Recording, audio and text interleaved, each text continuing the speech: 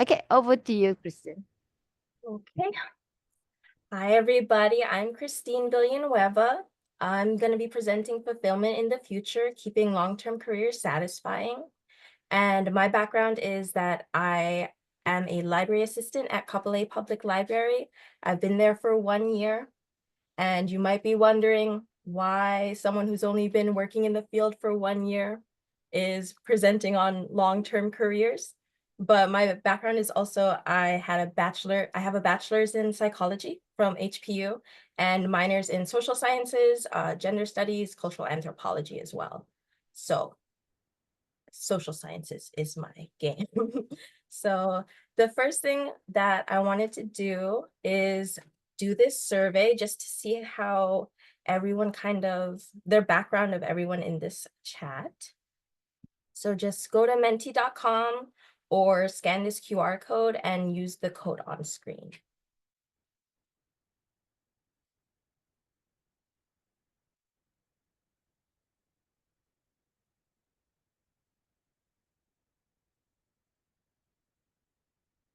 And while we do that, I'm going to pull it up so we can see.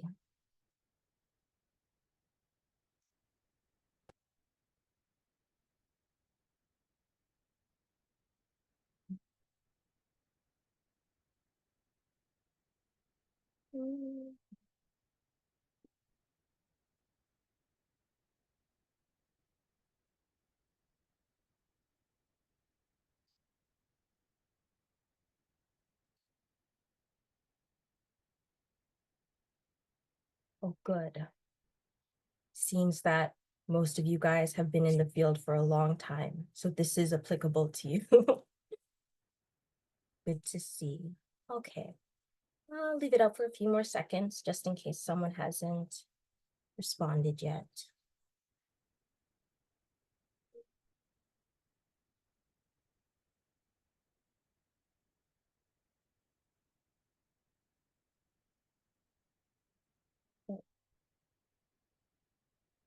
That's good. Okay, so the results are in. I'm not the only person that's only been in the field for less than 2 years, so that's good. And I'm glad that the people watching may be able to use the techniques that I talk about today. Next question. Let's see. Have you left and returned, or seriously thought of leaving your role/field? And that can be this current field or previous field.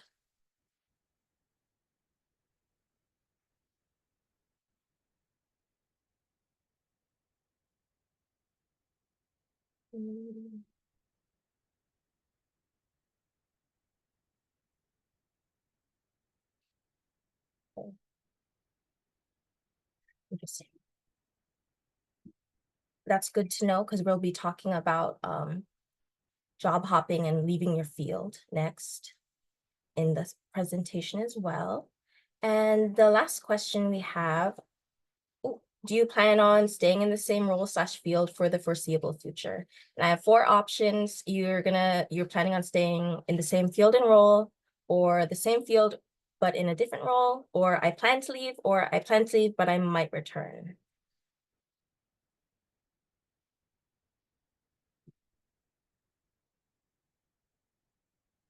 Oh, okay. Kind of warms my heart to see that people want to stay in their field. I also really like the librarian field. Oh, whoops. Okay, and back to my presentation. Thank you for participating in the survey. That was just to kind of get to see the background of everyone attending. Okay, so the conference theme this year is Kupu, which encompasses emergence, growth, and development, emphasizing the continuous cycle of life. And I thought that was really relevant to what I wanted to present because, growing does not stop, even if you're in the same place for a while. And so we're going to be focusing on the people that have been staying in the same place for a while. Okay. So let's talk about employee tenure, because right now there is a divide between previous generations and Gen Z job hoppers, which is why the topic was so interesting to me, is because this is my role as a lab is the first I've been in a full-time role with such a big difference between me and my coworkers. So I really wanted to explore the differences between us. So I came up with 3 categories of why people in previous generations, then Gen Z, which I'm part of, kind of stayed in the same role for a while. This may not be applicable to you, but this is what I've seen. There was greater job security, is what I've heard. And those company cultures included promoting from within, and that was long-term stable employment.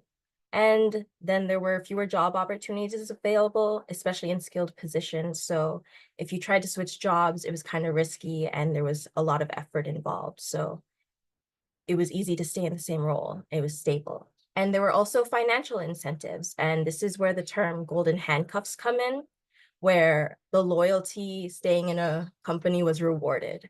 So benefits, vacation, pension pay, it all increased over time the longer you stayed.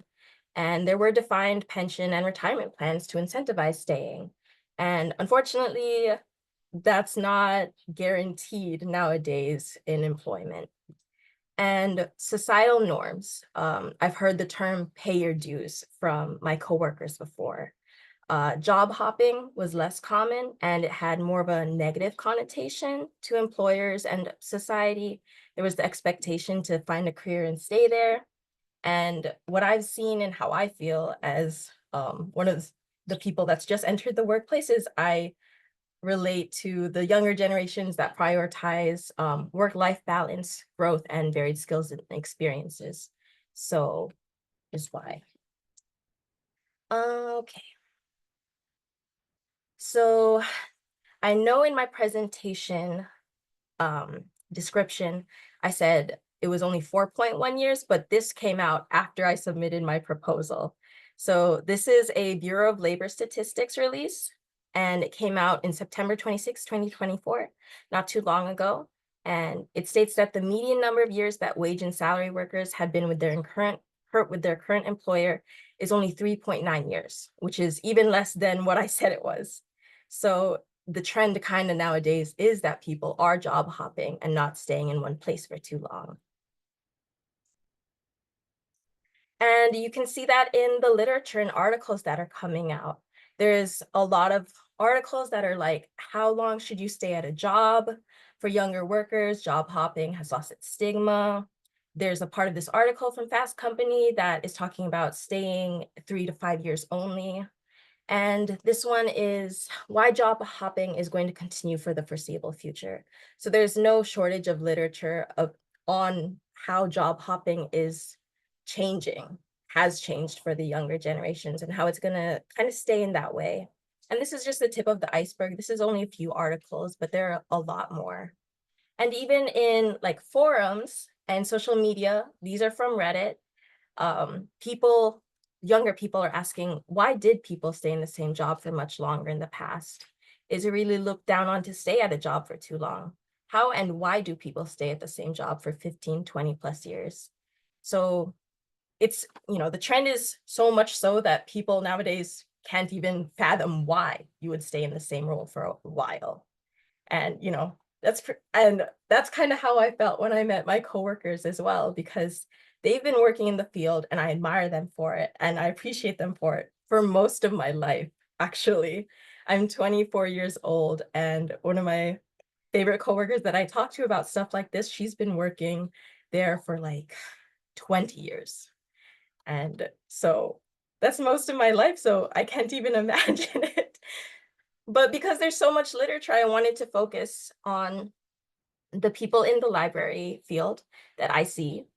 Um, Over here on the left, this is a Zippia breakdown of the average age of librarians. And this is recent from 2024. And 75%, 3/4 of the reported librarians are 40 plus years. And on the right, there's an ALA graph showing the percentage of librarians by age range in 2014. And you can see that it kind of matches where a lot of the people are a little older. The red bars are the reported ALA members and the statistics they got from them. And the kind of tan bars are like the BLS librarian count. So they kind of compared the statistics of those. But just to show that there are older people in the library field, which is also matching my experience.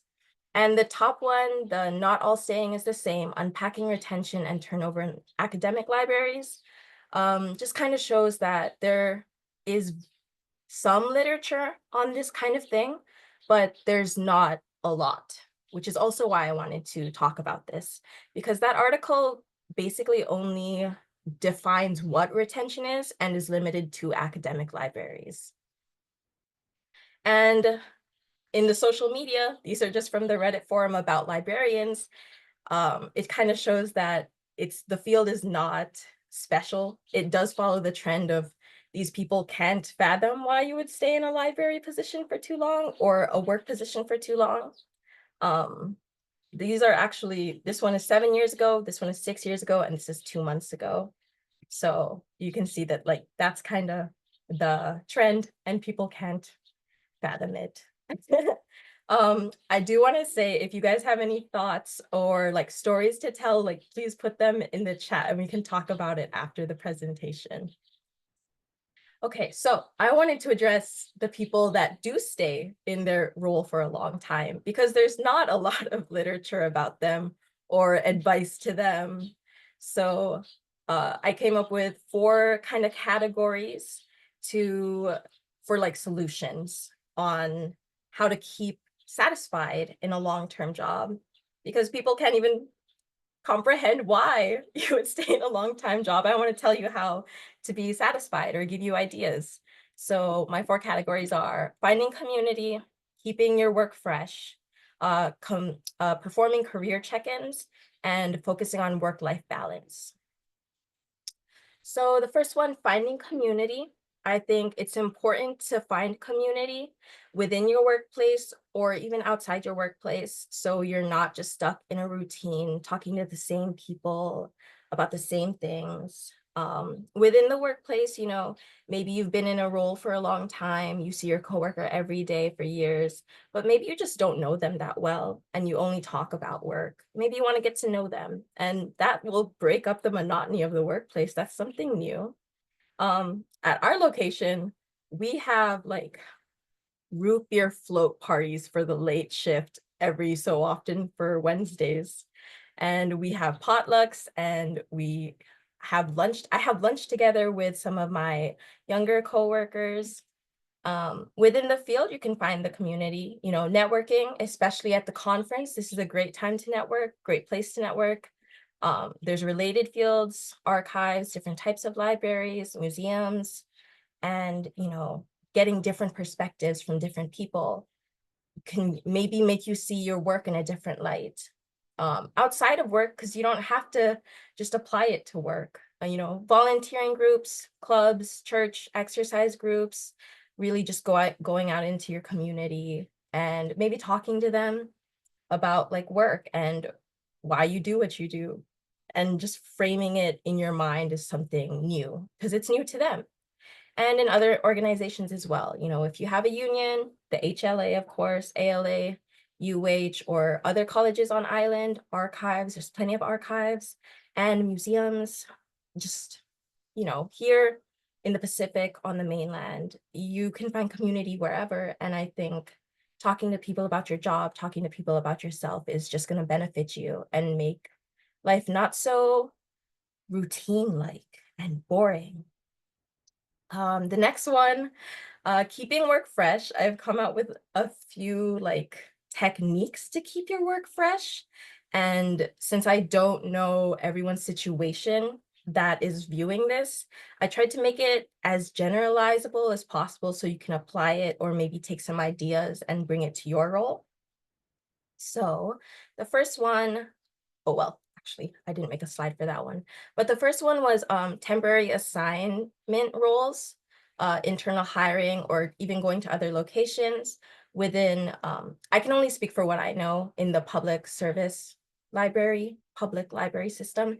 But we have temporary assignments that we can apply for and do. There's internal hiring for other roles, like moving up. I could be a library technician or just even going to other locations and being deployed there. I think it's really fun. Actually, I know some people don't like being deployed, but I think it's really interesting to see other locations and how they do things and how it differs in their role versus mine.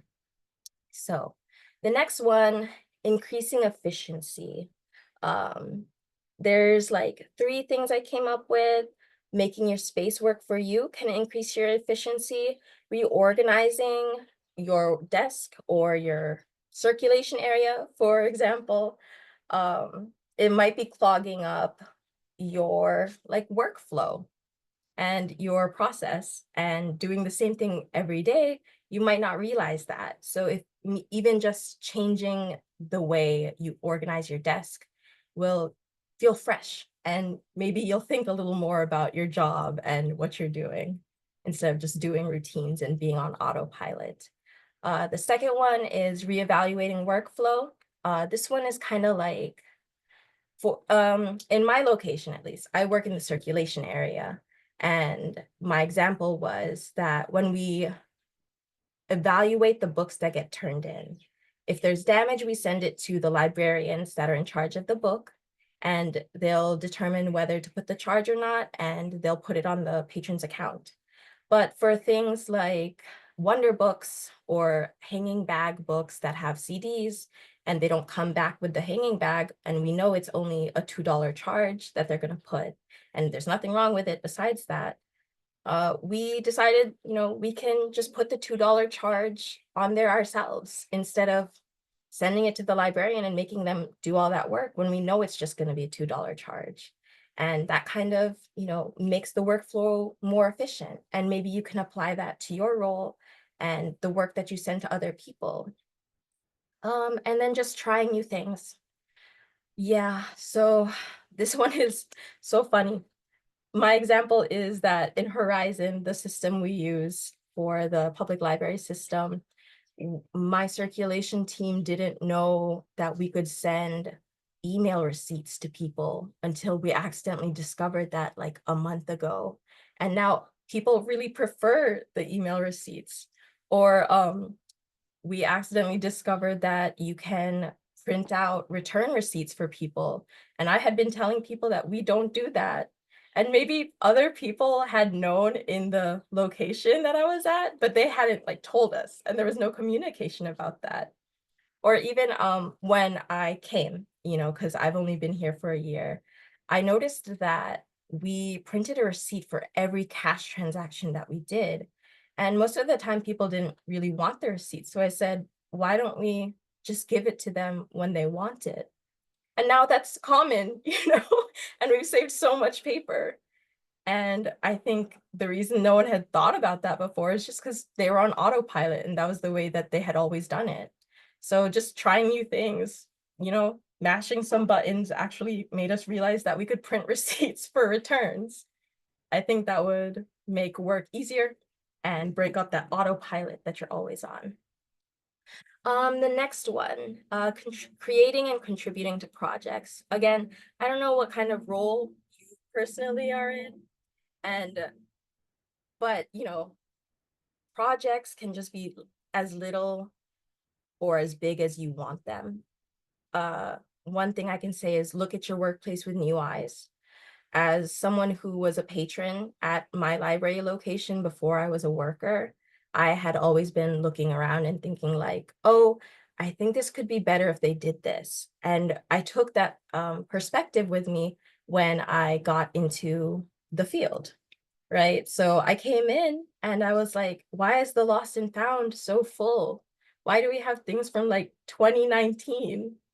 Like that's before the pandemic. So that was one of my projects is we cleaned up the lost and found.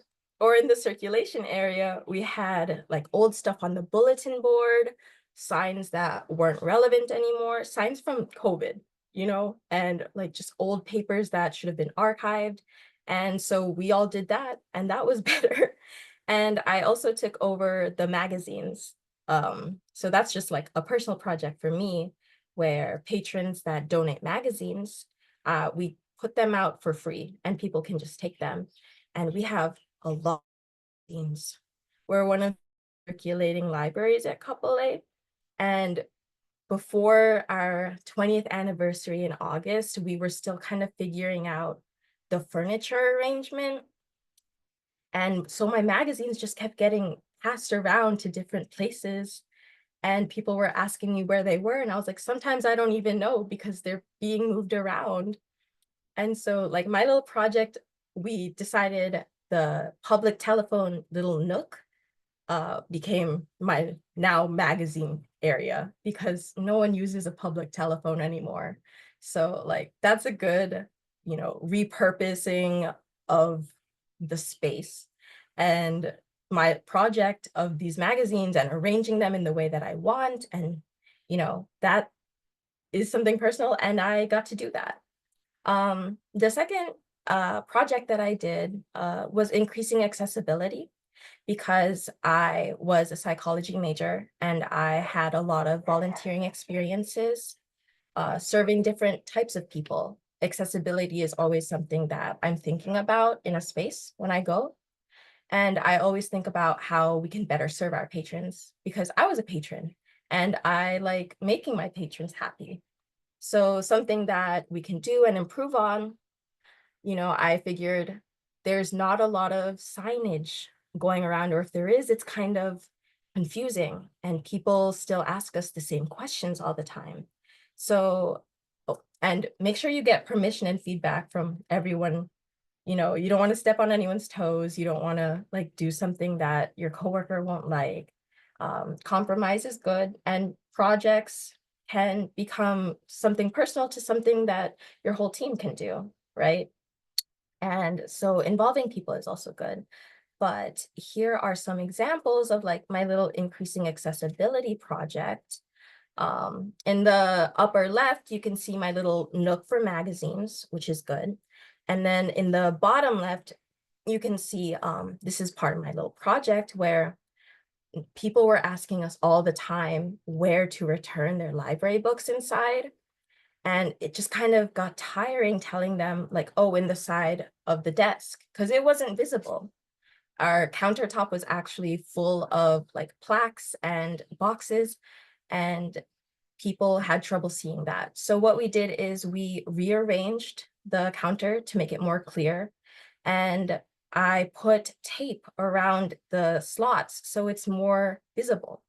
And I think that's helped people see where it is. I also put those signs, I don't know if it's too small for you to see, but there's signs on top of those little boxes that say book returns.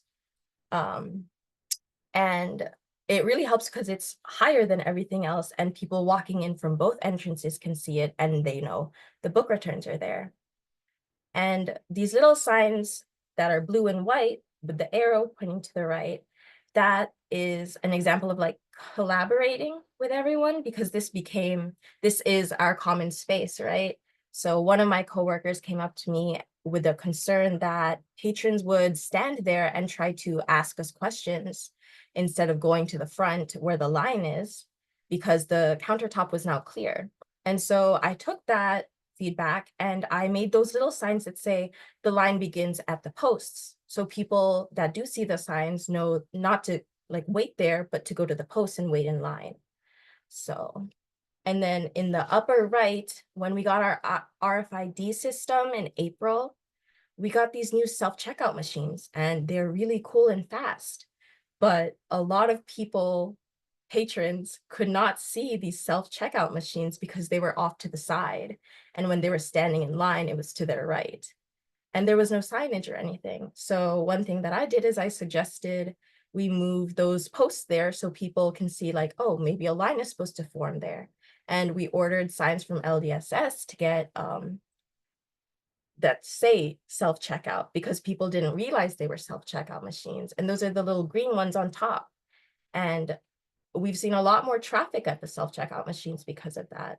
So I know that my project is working. And we also had our application table in the bottom right. Back when the furniture was getting rearranged, we didn't have a sign for our applications. It was just those papers and then a cup of pencils. And people would come up to us all the time and ask, how do I apply for a library card? And we would say, oh, go to the applications in the middle of the floor. And they'd be like, where? And we'd be like, right there, those papers right there. So one of the first things we did was make that sign on the left that is like the library card, but it says applications. So people know that they're applications. And we also put an old library card that kind of got mangled. We like took it apart and put it near the application papers so people know what the card's gonna look like.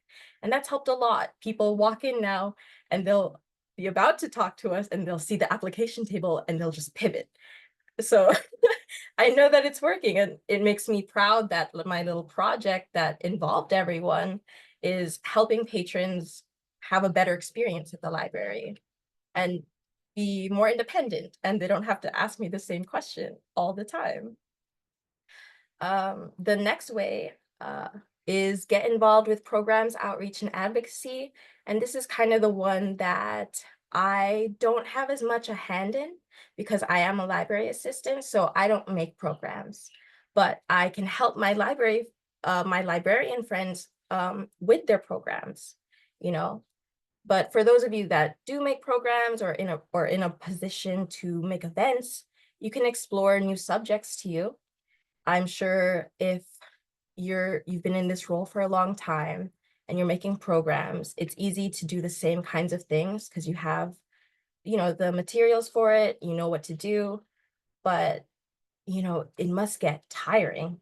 And the patrons must not want to go to the same event over and over. So you should explore new subjects. And there's so many things and ideas out there.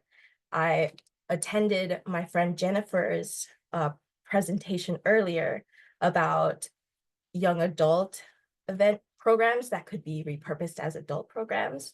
And that was really fascinating. She talked about Dungeons and Dragons. I've seen her talk about K-pop. There's stuff about esports. I've seen events that are like Taylor Swift parties. There's just so many events that you can do and can explore. And, you don't have to do the events all by yourself. You can also enlist help from people like me or from people with other skills, other experts. One time we had an adult program where they invited this woman and she taught people how to gift wrap things really nicely. And I really wanted to go, but I was working that day. But I thought that was really cool. You should talk to the people in your community, see what kind of skills they have. And Hawaii has such a rich culture and rich history that you can find so many interesting people that have so many different skills. Along the same vein, planning events. It was really fun at our 20th anniversary at Couple A in August. But we all in the library contributed to that. We shared ideas and we decided what was going to happen. And outreach and advocacy. This one, I don't do as much, but I know the HLA has advocacy. There's a section on their website that talks about it specifically. So if you're interested in that, and that's your vibe, you want to do advocacy, that's a good place to start. But the advocacy that I do, that I can do as a library assistant is just getting people to go to the library. The outreach of talking to strangers and being like, I work at the library, they have so many resources. Just sharing those kinds of services is one of the best ways to get patrons to go. I went to a Thanksgiving dinner with my sister's girlfriend's family. I didn't know those people. They were so far removed from me, but I got like 5 of them to sign up for a library card because I was talking so greatly about it. So, outreach can be small or it can be big. It depends on your role. It depends on your abilities. Depends what you want to do, but it's just an idea.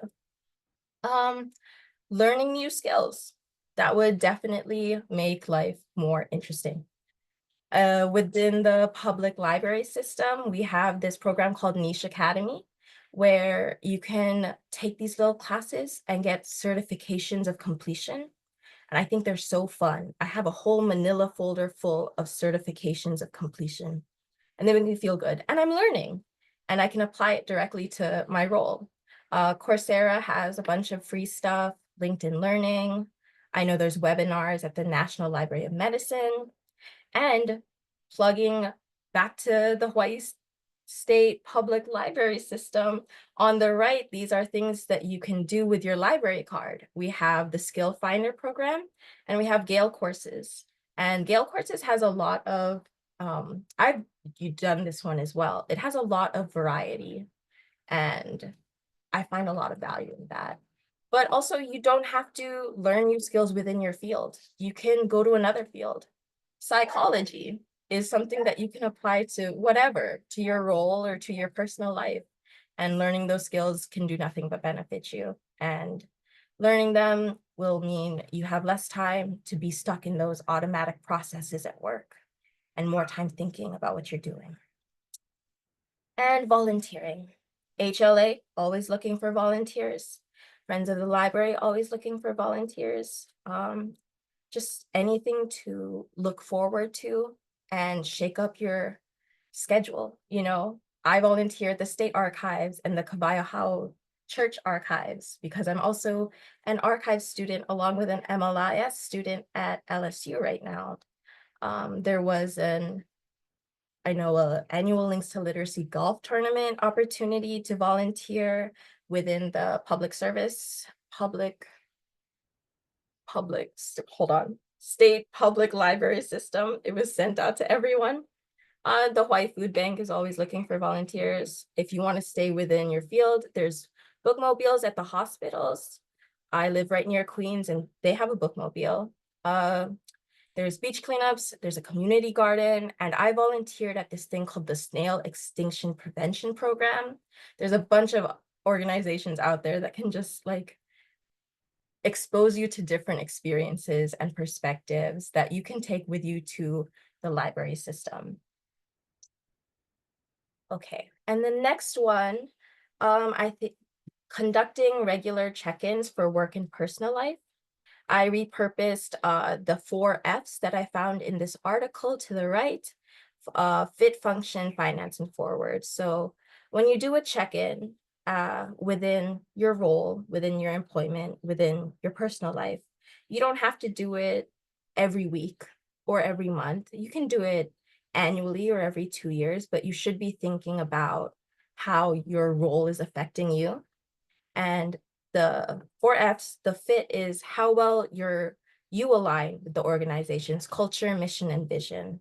Like how well am I fitting into the culture? How well am I serving the patrons and fulfilling the vision and mission of my organization? Function is about how much you enjoy the work you do each day. If you're not enjoying your work, then it's time to change something up. You've been in the role for a long time, and if you're no longer enjoying it, then something needs to change.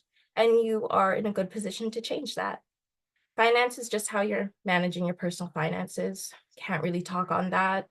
I was a broke college student not too long ago, and I still have student loans. So I'll leave that to you guys' discretion.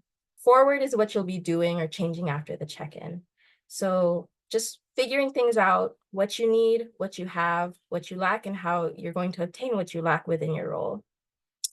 And to the right is just a picture where this is from an article that's actually talking about when to leave your job and move on to another one. But it does give good advice for conducting annual wellness check-ins. So, my tip is that everyone should do an annual career wellness check-in to zoom out and see how their job is or isn't serving them. Do you ever get into a flow state? What lights you up and feels good? Using this check-in, you can get a clear sense of whether or not you like what you do or if you're out of alignment, that kind of thing. And finally, work-life balance, which everyone should know about. The truth is that not a lot of things are in our control, especially at work. If you're like me, I'm at the bottom of the barrel as a library assistant. I can't really do anything. But I can work on myself. We're always in control of ourselves and our feelings about things. And self-care is really important to everyone's well-being.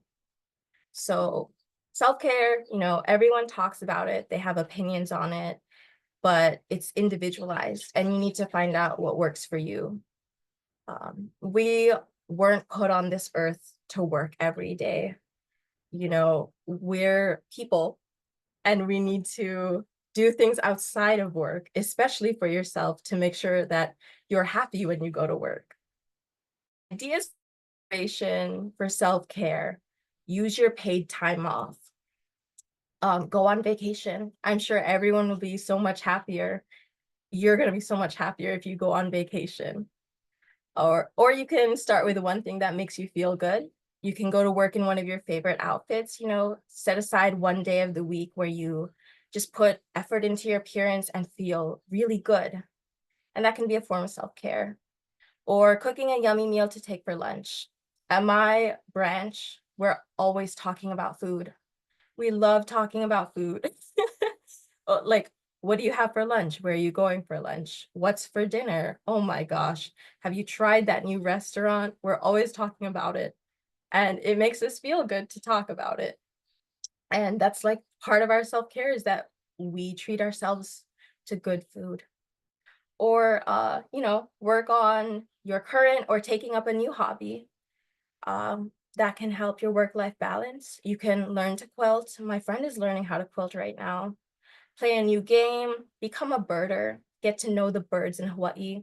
Or one of my hobbies is I love being on Goodreads. It's a website where you track books that you read, review books. I'm like a Goodreads librarian, so I'm a volunteer at the website and I can edit the information to make it more accurate. And on Goodreads, I have a yearly goal of reading 500 books right now, and I've read 578. It's not good for me to work in a library because I'm checking out like 30 books at a time. It's just, so like that's one of my hobbies and it keeps me in balance.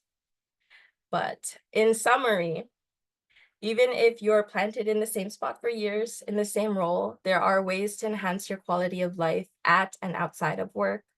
Whether you're a job hopper or you've put in over 10 years at your company, you can always keep growing. And that's kind of what I want everyone to take away from that. Some of these you might employ in your personal life, some of these you might not, but I just really want you to come away with the idea that just because you've been doing the same thing for a long time doesn't mean that you've stopped growing. There's always a chance to like do more things, do new things, and be happier.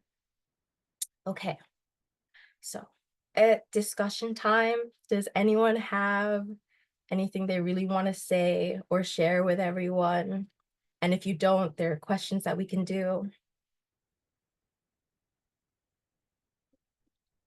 Unmute chat. I haven't checked the chat in a while.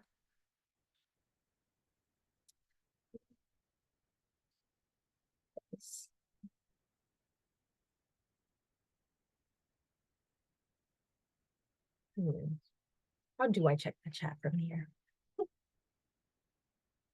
Can you click the chat button? Chat. Oh, here we go. Okay. So let's see. So, thank you for being impressed. Circulation staff are the face of the library. You guys have the highest contact with patrons and do a tremendous job in making communities love visiting us. Thank you. HLA is always looking for volunteers. Want to put that out there. I did hear advocacy for the grassroots. Yeah.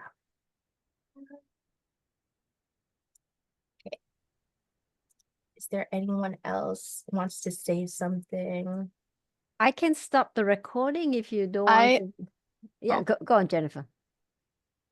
So one thing I know in youth services that they'll all or children's librarianship that they'll always talk about is or I've seen happen to other librarians in the past is burnout, because it seems that children's librarians, expectations from the community are so much larger than a teen librarian or an adult librarian that some people end up feeling unsatisfied or frustrated that they're doing more work than other colleagues or other types of librarians.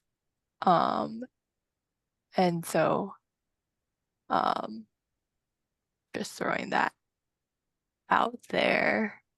I Sure. personally still find it very fun and rewarding, but I know it can end up being a lot, especially like if you've been doing it for a long time or things like that. Yeah. Thanks for sharing, Jen. Mhm.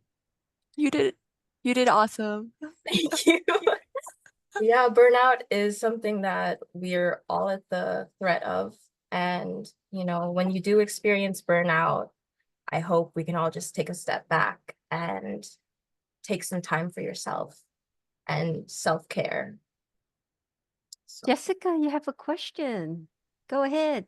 Sure, or and a comment too, but great job. I am so excited that you have this perspective. I hope you stay with the library system. I agree with Ellen Ray's. You got to read that comment. It's excellent because I think a lot of, in terms of recruiting and retention, it's very difficult right now and more difficult perhaps than other times in the history of this profession and of the world at large. I'll just say from my experience, I started as a library assistant in the library system here in Hawaii and was nurtured and inspired to go to library school by the people that here at Wailuku Library, that were really encouraging. I think your ideas about engaging and the help and talents of all library staff is really important, that we don't work in silos, that we acknowledge that everyone has something to bring to the table. And I think I was lucky enough to work in a branch where that was possible. I think also that your ideas about branching out, I'm a bookmobile librarian, so my job is outreach. Being in the community is so important, embedding ourselves. When you're passionate about what you do, it can lend itself to burnout, to vocational awe, where you only identify with this idea of what your job represents. And I think it's important we have conversations about that as well. What was my point? My point is you did a great job. I think having worked in the system for, I guess, going on 20 years, I also kind of have this point where at my mid-career, what is it that keeps me going? And I think that's really important to remember and be able to articulate what we do across the board. And I hope one day that our systems that are currently in place start to shift to really make it possible, for pathways, for representation in the way that our and also recruiting and retaining. And I won't go into negative too much, but I can see a lot of room for improvement, and acknowledging that is really important instead of, and increasing communication. I did hear you say something about you didn't realize this could be done. And I think that's really important, is to have information be able to flow in a system and it be from the bottom up. But I think change happens slowly at that level. But like you're saying in your presentation, we can empower ourselves to be the change we want to see in the world. So great job. thank you. Okay, and then thank you guys so much. Again, I'm Christine Villanueva, library assistant, couple A, MLIS student, archival studies student at LSU Online. And that's just my information if you guys want to get in touch or want to say something. Thank you all for coming. Great job. Thank you so much. Thank you so much, Christine, and everyone for participating in this session. I see lots of support there in the chat for you. The evaluation link is available on the conference website. So I hope to see most of you tomorrow. If you haven't signed up yet, you can still drop in and we can take registration there and then, I'm sure. Thank you. No last question. We will close the session. Okay, I will stop recording first.